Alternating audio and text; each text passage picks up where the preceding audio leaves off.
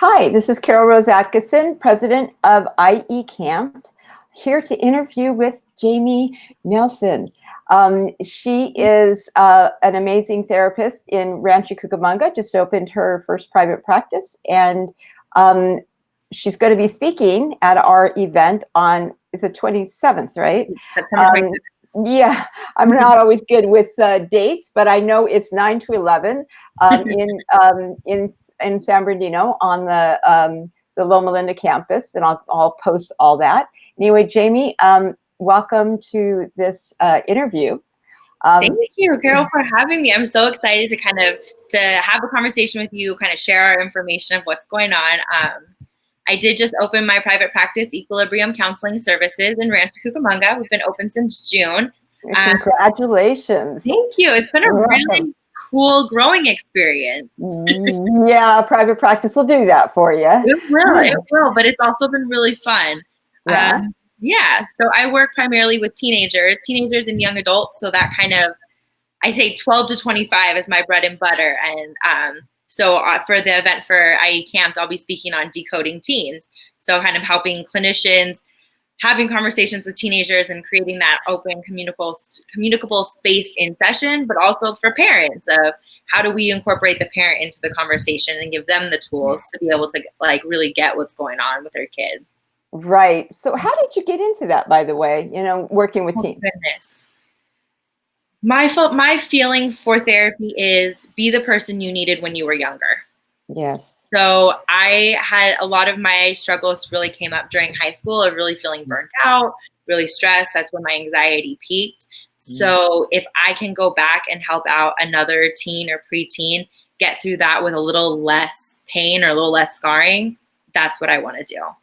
I started, my first internship was in a middle school in Inglewood on campus, getting to work with the kids right there in their environment. And that really just made a big difference for me of being able to teach a person the coping skills to get through difficult, traumatic, or stressful environments or situations, so that when they're older, 30, 40, they're not coming in being like, I've been dealing with this since I was a kid and never sought treatment. It's like, well, let me help them out when they're younger. So you've got some of those skills in place. So it's not as bad later, hopefully. Yeah, I mean, I was disclosing to you before we got started, I have 3 kids.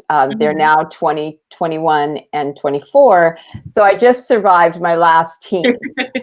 Congratulations. Thank you. I actually think 17 is the hardest age on the planet.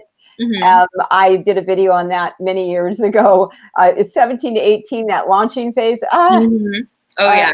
That's a hard one, but you start at 12, and what I have experienced is that 12 to 13 for girls, especially, is where you start to see who they really are. What have you seen? I'm so glad you brought that up, because that's really been an area I've been doing my own research in recently. And what I'm kind of finding is a lot of girls at the age of 12, 13, that's when the anxiety and the depression peak. And what my personal experience and research has found, that I think we're underdiagnosing ADHD in girls. Because it's showing up because inattention doesn't show up the same way for girls, and it turns into being anxious about not being able to keep up, and then it's the negative critical self-talk, and then the workload and the social expectations are all increasing. But now we're getting these girls who are really struggling at that age, but we're not diagnosing ADHD in women until their 30s or 40s. Yeah. So you're preaching to the choir right now. I am an ADHD specialist, and two of my kids are two of my kids are officially and have been 504 kids. They didn't meet IEP, and my other one may or may not have it as well. So I walk that walk with my own children and teach classes on that, and I totally agree with you. Wonderful. With that. And I've also noticed that with boys around 14 is when I see them start to do that same sort of thing. Yeah, I would agree with you. I think the hyperactivity is diagnosed very young, but the inattention is always missed. And I agree with you. Girls is 12 to 13, boys is probably freshman, sophomore year.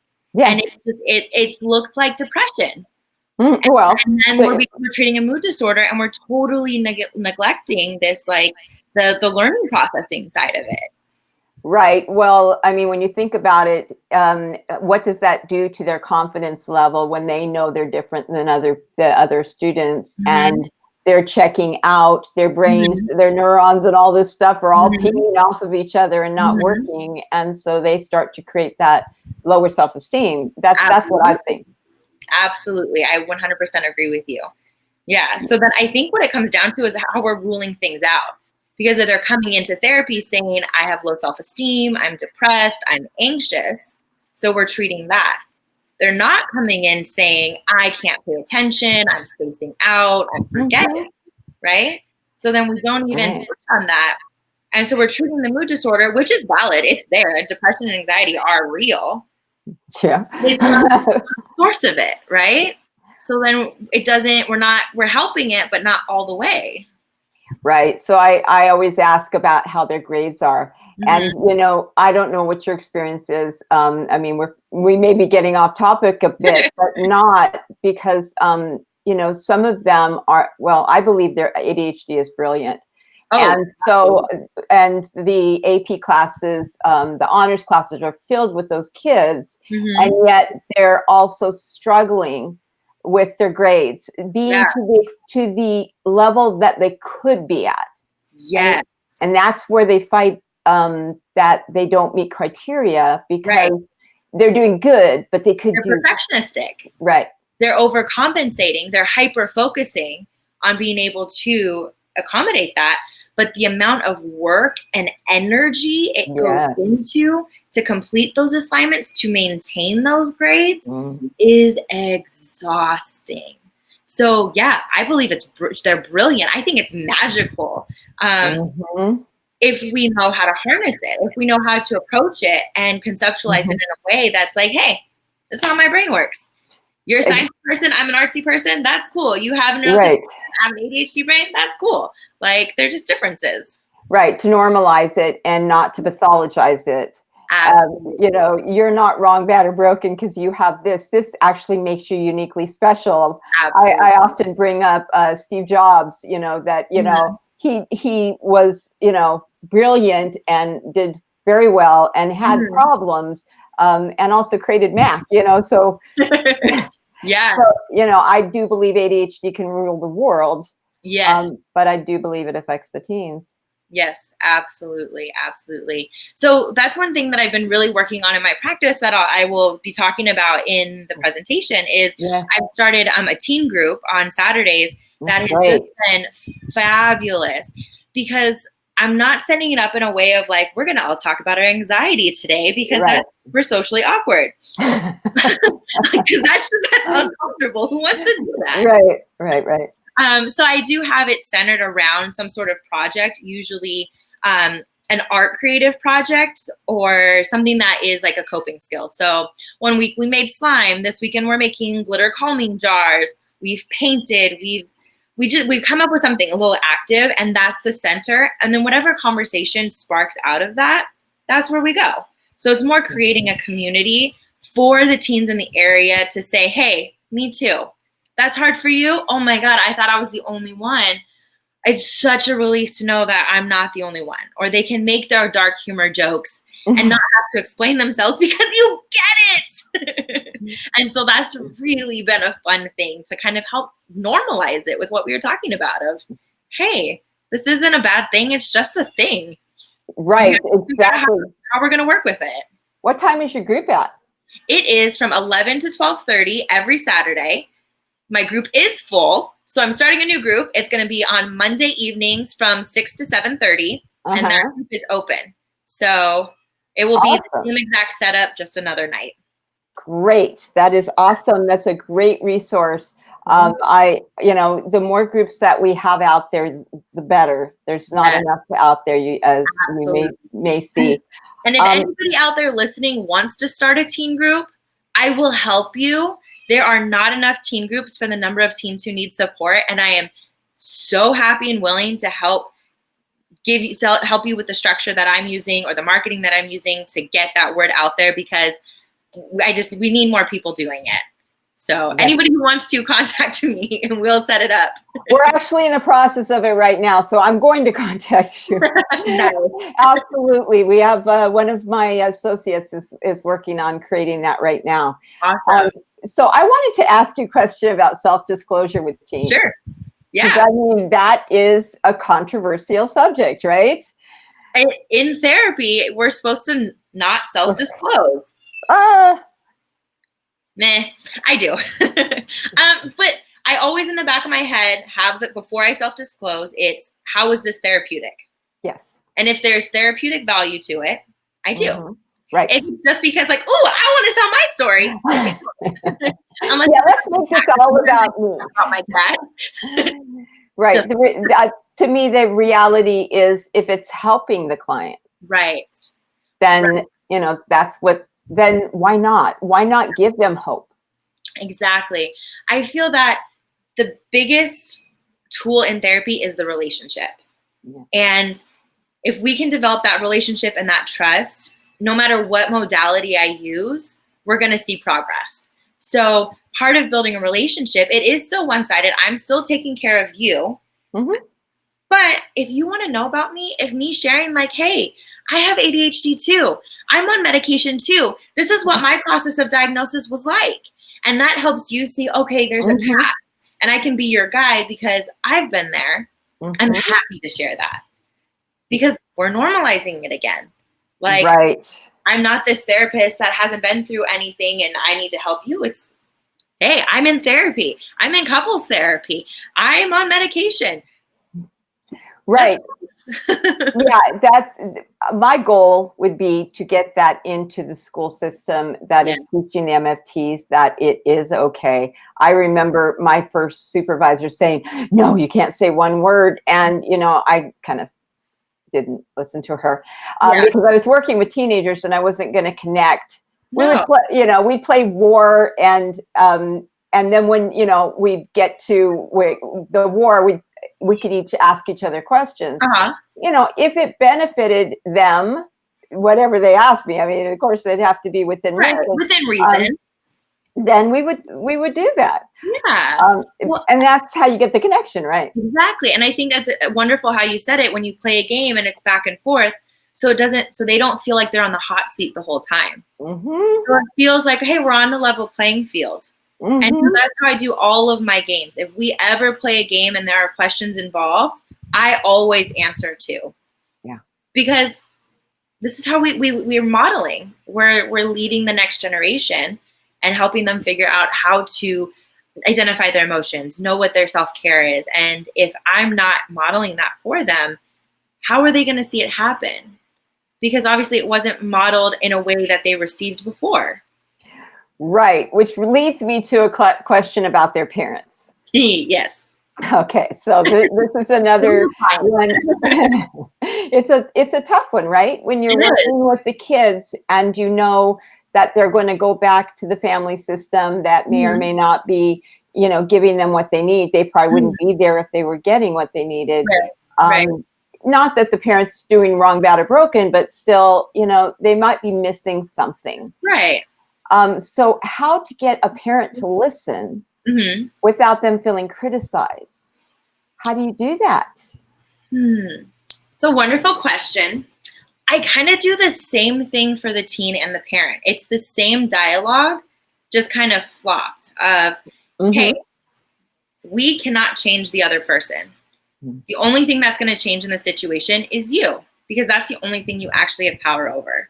Right. So if you want your child to change, if you want your parent to change, you have to change first, and you will be the catalyst of change for them. Right. So sitting with the parent, be like, okay, you don't like how they respond to you when you're asking them to do homework. The only way you're going to get a different response is if you approach them differently. So how can I empower you to come at your child in a different way and hopefully receive the results you want?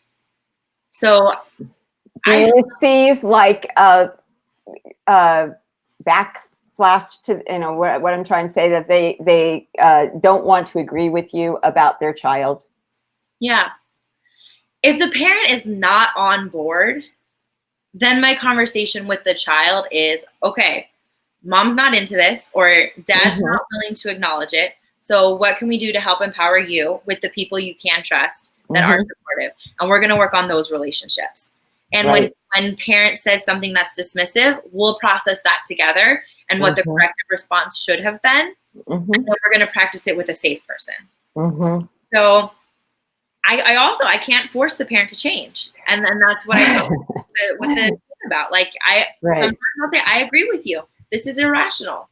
This is where your parent is probably coming from. Maybe from what you've told me about your family system, this is why they're responding this way. Yeah. How can you respond differently to get a different reaction out of your parent? Right. Yeah, you and I teach the same way. You can't control people, places, and things. So if you can't do that, all you got is your own response to do it. That's it. Exactly. So, can I control my own mouth? Sometimes. You have more control over your mouth than somebody else's. Pretty much. I mean, I can't even control my own dog sometimes. Yes. So that is really powerful for teens to understand, because I children in general, don't you think that they have more control over their environment than they really do? I think that's the hard thing with teens and children, is it's two opposing things.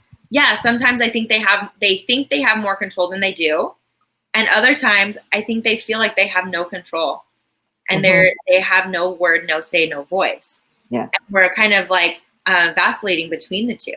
Yes, and how do we walk that line? Right. So how does a child feel heard? Exactly. Because isn't that really what all teens are trying to say is, please hear me? Isn't that what all people are trying to say? Yes. Hear me, see me. Yes. Yeah. I mean, I do a lot of couples work. That is definitely the argument of the century with couples is, do you hear me? Exactly. But teens are saying it in a different way because they don't have control of their, their life in the same way. I think one of the biggest ways that teens say that we're missing is through their music. And I think this is true for every teenage generation that has passed, where the parent generation's like, I can't believe you're listening. I hate your music. I can't stand it. But I think music is a way for a teenager to start individuating, start to become their self, have another, they can't think of their own words to express who they are, and they use the music to express who they are. And if a parent or a respected adult is saying, oh, that's awful, I hate it, you're saying, I hate your words, I hate what you're saying, and we're dismissing who this person is trying to become. I think, a lot of the music right now is dark. A lot of it is kind of scary what they're talking about. But that's what your kid is thinking, and that's what they're hearing, and that's what they're talking about with their friends. Yeah. So you need to listen to it, and you need to talk with them about it, and ask what is it that you like. Is it the beat? Is it the music? Is it what they're saying? Is it what we have so many people in film and television and music who are now speaking out about mental health, that a lot of teens are following these celebrities because they're talking to their experience. Exactly. They're being real. Exactly. They're being real. Somebody else has been through it. Somebody else is putting together the words that are in my head. Right. All humans' heads. We got a comment. It says, wondering what verbiage is good for a 17-year-old whose mother is told her concerning things, is what she's saying. So I'm guessing she's saying, how to speak to a parent. The mom, and the mom's wondering how to respond to it. I think a safe place to come from is always coming from curiosity. However you form any question or statement when you're trying to find out what's going on with your kid is to come from a place of curiosity. Yes. I don't quite understand this. Can you tell me more about it? How does this affect you? Are you okay talking to me about it? Do you want to talk to somebody else? Like, ask your child to explain what's going on. Don't make the assumptions about what it must mean or what it meant when I was a teen. Ask them to explain it, because now you're giving them a voice. They told you something. Oh my God, I love when kids talk about it, because then we can do something about it. If it's a secret, we can't do anything about it. So it's wonderful that a 17-year-old said something. even if it's scary or concerning. That means they feel comfortable enough to talk to you about that. Now ask them more. Yeah, it's reminding me of, there's certain kids that speak up and others that believe they're being a snitch. Yeah. If they speak, to an adult, anybody over 18. Oh my God, God forbid, sooner or later, they're going to be 18. Yeah. But that, the secrets. I always say we're only as sick as our secrets, and teenagers often have a lot of secrets. Do you see that too? So when I'm hearing you say that, the first thought I had was 13 Reasons Why. And how much I enjoyed that show. Because I think that kind of reinforced what you're saying of like, we can't tell adults, we can't trust them because we'll figure it out ourselves. And it really gives power to secrets. And I think that's really scary. It's really scary. I think it did give us a platform to talk about this with our younger generation. So if you have teenagers, you better be watching it to know what's going on. But I also think that if it is brought up, they want help. Even if, like, I'll have teens tell me about their friend and ask, what do I do about my friend? I can't tell their parents. And we'll sit and we'll talk, okay, well, knowing what the boundaries are, because I'm a mandated reporter, how can you help? How could your parents help? Could you give your friend my number and help plan that out so that they feel empowered to bring it up to their friend or to help link them? And I think that's a great way to kind of start making it okay. We can talk about it and you can choose the steps to take so that you're not a snitch. Right. The comment was that they agreed with your comment. So it's a good job. Yay! That's one person. I remember 13 Reasons Why. That whole thing was very scary. Well, season 3 came out 2 weeks ago, so it's back. So I saw enough of the first one to go, okay, I know what this is doing, and it's scaring me. That kids are getting things glamorized that shouldn't be. Yeah, I definitely don't enjoy watching it. I have a lot of issue with it, but I know that I have to be up to date with exactly what happened to each character because my kids are talking about it. Yeah. So. No, I completely understand. I try to keep up with all the same, this stuff. And then my own children say, how do you know that stuff? I'm like, clients. Yeah. Come on. If they tell me to watch, I watch it. I see it. Becoming informed. Exactly. There were 2 weeks in a row that my teen group was mad at me because they wanted to talk about the finale of Stranger Things. And I hadn't finished yet.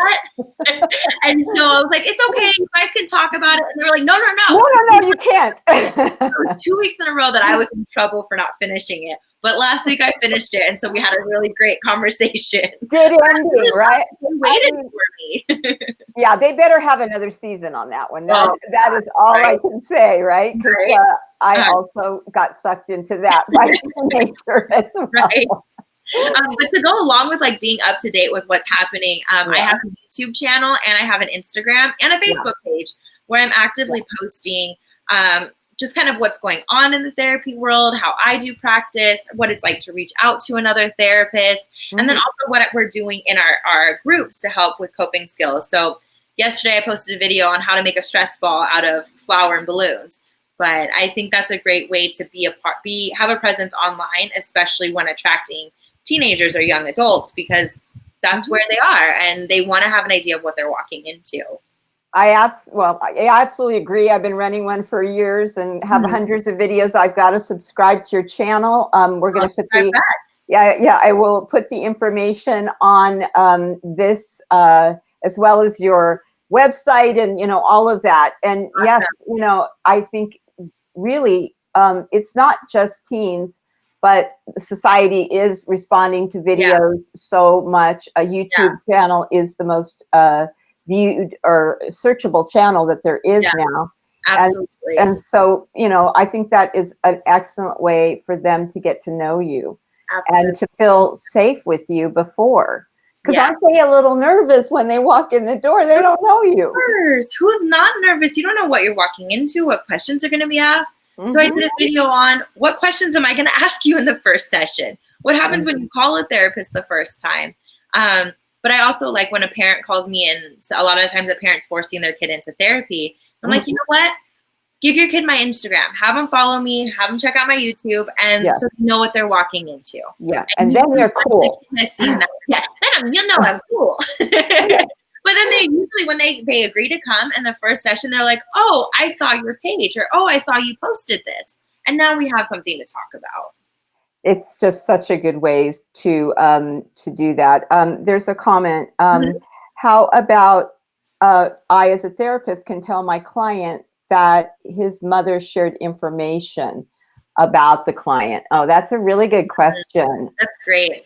In my first session, I have both the parent and the teen in the room, and I look at the teen and I say, everything you tell me is confidential. I will not tell mom anything.